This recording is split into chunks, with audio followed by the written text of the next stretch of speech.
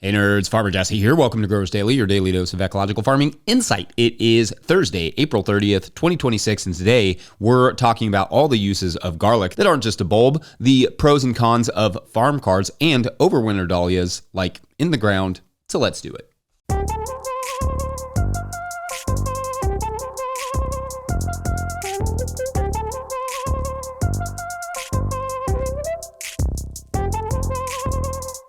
All right, happy Thursday, everyone. I hope you all are doing well and feeling well and all of those good things. The weekdays are almost over, and although some of you are or will be harvesting for your weekends, I still hope the week has been good for you. It is also the last day of April with the Kentucky Derby coming up this weekend. It's always the first weekend of May. In Kentucky, in case you wanted to learn a little bit about our state, the Kentucky Derby is huge. It's a huge week for restaurants around Louisville where the Derby takes place. And beyond. Like, we sell to a restaurant that's about half an hour outside of Louisville, and they are straight up booked solid for the week. And I'm sure it's the same story through Lexington, which is about an hour away from the race. Celebrities pour into the state. It's a wild event here and a huge economic driver. Now, I've never been. I've lived here for the majority of my life, and I've never been to it. And as you can probably guess, horse racing is not at the top of my list of entertainment things, even though I do love being around horses. They're actually really fun. I'm also not a gambler, really. I'm not very good at it. But as a tradition, it has a big impact here in Kentucky for a 2-minute race, a giant impact, wild stuff. Anyway, I got some melons, lettuce, and tomatoes seeded yesterday, which I'm, excited about those melons. I probably have said that almost every day this week. I have a feeling that we're going to be, busier business-wise on the farm this year than I had anticipated with a couple accounts, which is great news, but also going to have to figure out how busy I actually want to be. Best problem ever? Maybe. I'll let you know when I figure that out. Let me know what you all are figuring out either in the comments section or through a video that you can send to farmermike@no-tillgrowers.com. Make it about 20 seconds. You can upload it to Dropbox or Drive if that's easiest, and then just share that with Mike.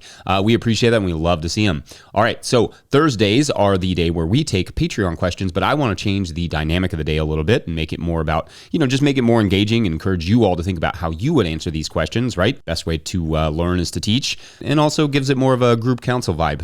A little therapy session, as I've been calling it, unfortunately. So we will still take a few Patreon questions, but I want you all to feel more empowered to think about how you would answer these questions and what you would add. So today's first question comes to us from Patreon member Stephen Rowe, who writes, quote, "G'day, Jesse and all soil nerds. I have always tried to utilize all organic matter that I produce back into the soil somehow. Chickens, worm farms, compost piles, biochar from woody material, etc. I have a small crop of about 4,000 garlic plants on a rotating plant, but it's only the last 2 years that I have enough quantity to sell. I started with 3 bulbs from an organic grocer. The amount of dried garlic leaves I have is significant enough to think of other uses for it than simply mowing, shredding, and adding to the compost pile. Was thinking perhaps using them as poultry nesting material. Have you heard of someone doing this?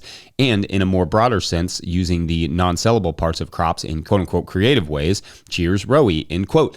All right, great stuff here, and you will know if you've listened to this podcast for any amount of time that I'm a big garlic fan, and we grow a fair amount now. There for a while we were growing about, 5,000 bulbs, which indeed came with an epic ton of quote-unquote waste material, but I've stepped back a lot now that we're doing the farmer's market on the garlic at least, and now we're down to about 1,400 bulbs or less, which is good by me, but I loved growing garlic because it's such a useful crop. I mean, from start to finish, from the early spring when we sell it as green garlic, we'll pull like the smaller bulbs out and sell those as green garlic, to the mid-spring when we get garlic scapes. That's the flower of the garlic that you have to pop off anyway to encourage a bigger bulb by as much as 10 to 20%. That is a great market item. We also used to sell a lot of scapes to a farmer friend who does pickles. So that was like a good option for us to get rid of, 5,000 of them. Then we head into the later spring when we start to harvest arguably the greatest of all garlic crops, fresh garlic, which is the big, juicy, tender garlic before it has papered up. So you can see, the differentiation in cloves, but you can also eat the whole dang thing and it's delicious. I mean, don't eat it raw, but you kind of can. Frankly, that is my summer scent of choice. Sorry, not sorry. Then, of course, comes cured garlic in the middle of the summer after all the garlic has been harvested and it's sat for two weeks, 3 weeks, 4 weeks. It starts to get dry and it kind of picks up some of those more bitter notes that you often get from garlic, and with it several antioxidants. But from that, you also get the garlic mulch, right? Because you're starting to cut those heads off of the actual stalks. Now, there is no reason to avoid using that with chickens that I can come up with or find. In fact, there may even be some medicinal benefits, as garlic tends to be be antimicrobial, but I would say it's more than likely just, pretty neutral carbon by the time it's dried out like that. But yeah, as you grow more and more garlic, you get more and more of that, like mulch from cutting the garlic off the stem. For us, we will mostly compost all those excess stems, but I have mulched a bit with it in the past, just around like fruit trees and stuff. I've never used it for chickens necessarily, but I wouldn't hesitate. I guess I've used it on or in the compost and then let the chickens into it, which that was fine. Pretty much whatever you need it for, go for it. Garlic rules from start to finish. Love that crop. Anyway, let us know any thoughts you all have on that subject. Otherwise, we're going to take a quick break. When we come back, we will discuss prepaid farm cards like gift cards, but for farms, and who doesn't want one of those? Both a farm and a gift card. But then you combine the two. It's more like a gift card to a farm than a gift card for a farm. That would be a really great gift card. BRB. Up here in Vernon, New Jersey, trying to take our garden back from the groundhogs because they like to eat everything I plant. 50 feet down, 150 to go. Today's episode is brought to you by Rimmel Greenhouses. Whether you're growing tomatoes for market, flowers in the spring, or vegetables for your family, growing in a high tunnel protected from the weather provides the right environment for harvest you can count on. Rimmel greenhouses are strong, durable, and easy to assemble, offering the quality you need to grow productively year-round. The team of experts at Rimmel Greenhouse Systems will be your trusted partners to ensure you get exceptional value from your greenhouse or high tunnel investment. Visit Rimmel.com today to get growing. All right, back to the show.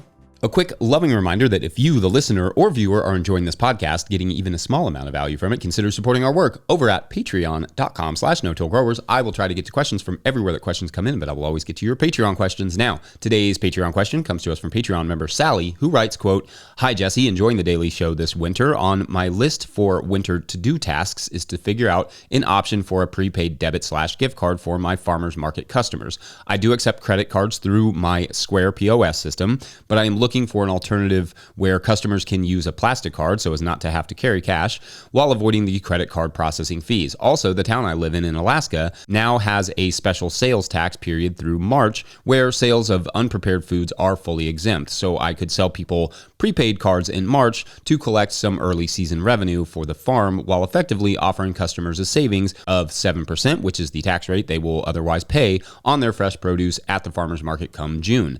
Have you or others used prepaid cards at the farmer's market? I'm wondering how much it complicates market accounting and if it would be worth looking into further.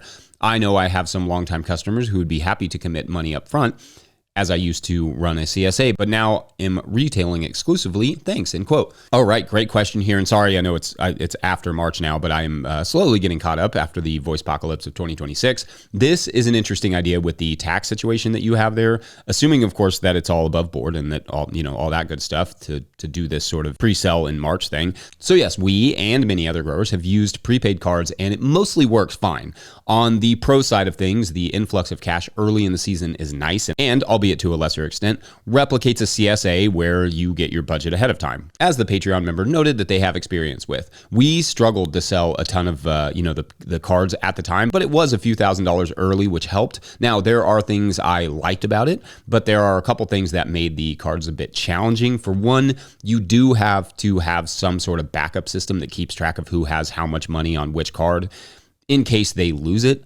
Obviously, you could just say, sorry about your luck, but presumably these are customers you care about, so you want to be as accommodating as possible. So it's at least good to know who has what number of what card. Like, you can check the balances through the system, but if you don't know what the card number is that they have, then you can't check that balance. Also, selling them can be a little bit of a challenge. Like I said, maybe not as much for you with the tax bonus there, but sometimes customers can scratch their heads at like, what is the value here? Just asking like, why would I prepay? What do I, get out of giving you all this money so early? So we found it helps to add a little value to the card holders. The first value is that we gave an extra $5 on the card for every $100 spent. So if you bought a $100 card, it'd be $105 that you'd get back, or if you bought a $200 card, it'd be $210, etc., which was basically like 2 free items in our system per $100 that you spent. Then we also added that anyone who owned a card got a pre-order list and could skip the line at the farmer's market and just pick up their bag of veggies and be on their way and make that whole process easier for them. them.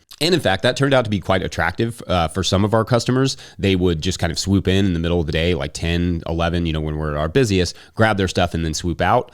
I don't know if you swoop out of stuff, but they would do it, which for some of those standing in line helped us to sell more cards, honestly, because they were like, wait, why did that person get to skip the line? And because we had their numbers in a spreadsheet, like the card numbers, we could, just run the card if they decided to add on a few things later or like on their way out of the booth without having to have them get out the card and swipe it. The biggest issue for us was just keeping track of the numbers and the balances, but because it wasn't a ton of customers, that was not a super big deal. And it really just wasn't that much work on our end. Honestly, having a few less people in our line was actually super helpful. So yeah, like I said, we got ours through Square and they're still good to go. We still have some customers, in fact, who use it and pick up at the farm, even though we're, like not doing the farmer's market anymore, which works well for us. For a while, and this may, resonate with some of your customers, we even sold it as a choose your own CSA option, where you're basically like buying the card as a CSA to support the farm, and then you're getting a little bit of extra, and then you can just pick and choose what you want by week. And in weeks you don't want to buy something, you don't have to. So I think that's not entirely necessary, but if that's something that we would like resonate with your customers, then it may be worth a shot. That said, it's easy enough to just call it a farm card, but you could get creative with the marketing there. Anyway, I think that's all I got on this subject, but others can feel free to add their 2 or 4 cents. Otherwise, we're going to take one more quick break, and when we come back, no dig dahlias. Yeah, I said it. Be right back. Okay, if you're watching on YouTube, I'm going to talk a little bit more about this next week, but you can see this is broccoli with Lacey Facelia and teff sown underneath of it. And as you can see, some of these got a little bit swallowed. And what I did was I sowed the teff and Lacey Facelia and a little bit of crimson clover, but it's pretty low in there. And I sowed that right at transplanting. So that's what that looks like. And then as I did it lighter, there's only Lacey Facelia, no teff down here, and I sowed it a little bit lighter. This did really well. So these broccolis are coming along nicely. Yep, more later. Here's some fennel. Today's episode is brought to you by GrownBy. Grow smarter with GrownBy, the farmer-owned cooperative. GrownBy is the platform for online sales of everything, custom and traditional CSAs, halves of beef, flower bouquets, wholesale to restaurants, and now GrownBy supports in-person sales too. Their new app, GrownBy Register, you can supercharge your market and farm stand, finally bringing together your online and offline sales and customer data. GrownBy is proud to make local food accessible by processing SNAP benefits online and in person right within the app. GrownBy helps you put your best food forward. Schedule a demo at coop.grownby.com/no-till. That's coop.grownby.com/no-till. Today's episode is also brought to you by Good Agriculture. Good Agriculture handles farm bookkeeping and tax filing, so there is no scrambling at tax time. They keep your books clean and up to date and show you where your farm's finances stand. If you're behind, they'll get you caught up. They also help farmers find funding and stay ahead of grant deadlines. You run the farm, they help the business. Learn more at goodagriculture.com/info. That's goodagriculture.com/info. All right, back to the show.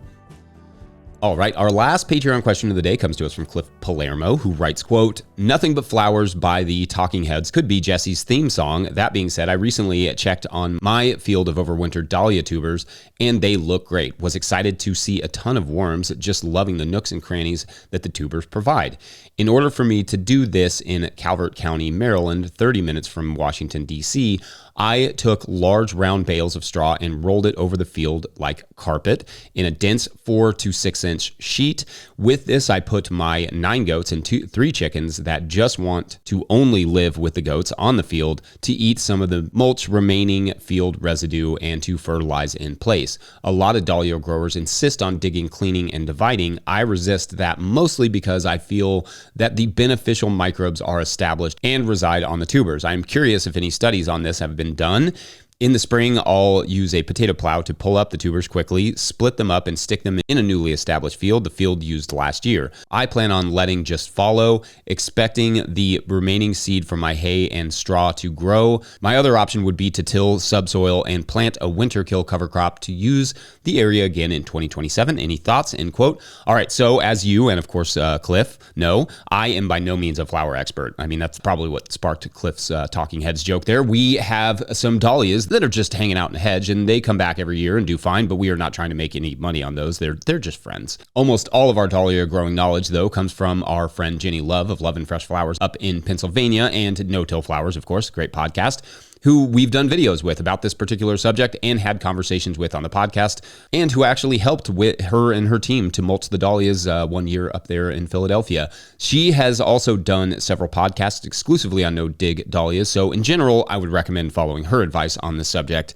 almost entirely. Now, she is able to pull off overwintering dahlias in place through a good mulch, leaves mostly, and tarps that are placed over top. Jenny is in a similar but perhaps slightly warmer zone than myself. We're in zone 6B here in Kentucky. Hers is like 7B in Pennsylvania. So probably similar to you there in DC, but anyone interested in this would take their ag zones into consideration when trying to replicate this idea. You know, dahlias are a relatively tropical crop. So, of course, if you are on dense soil that does not drain well, this will not be a good idea because they will likely get soggy, which may be just as bad for the dahlia tubers as the cold is for them in terms of sparking rot. Also, it sounds like you dig them in the spring, and in this case, Jenny does not. She grows them in place as a perennial and does not dig them, hence the no-dig dahlias.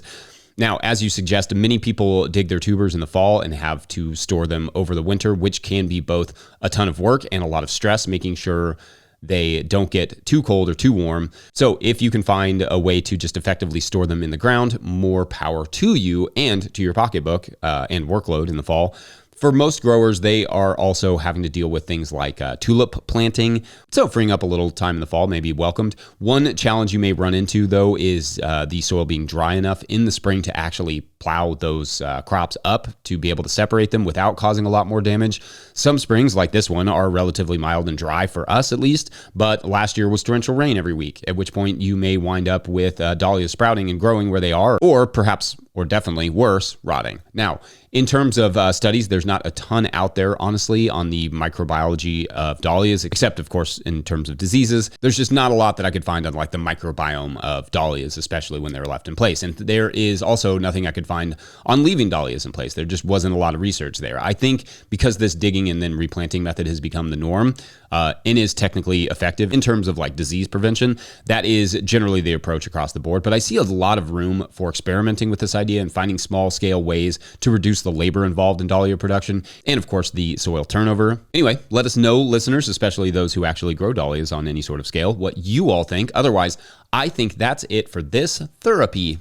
It's just never going away. I'm sorry. Don't forget, No Till Growers is a nonprofit 501c3, so donations are tax deductible and greatly appreciated. Please make sure to like and subscribe and or follow wherever you're getting this podcast. That is actually a very easy way to help us out. Enormous thank you to all of our show sponsors, another very easy way to help us out. And if you'd ever like to sponsor the show, you can reach out to Farmer Michelle at no-tillgrowers.com. Big thank you to Michelle. Big thank you to the No Till Growers Board of Directors. Huge shouts to Willie Breeding for the theme music, Mike Hilbert for the production help and editing, and my wife Hannah for absolutely everything in the world. Also, shouts to Epidemic Sound for the background music that you can hear.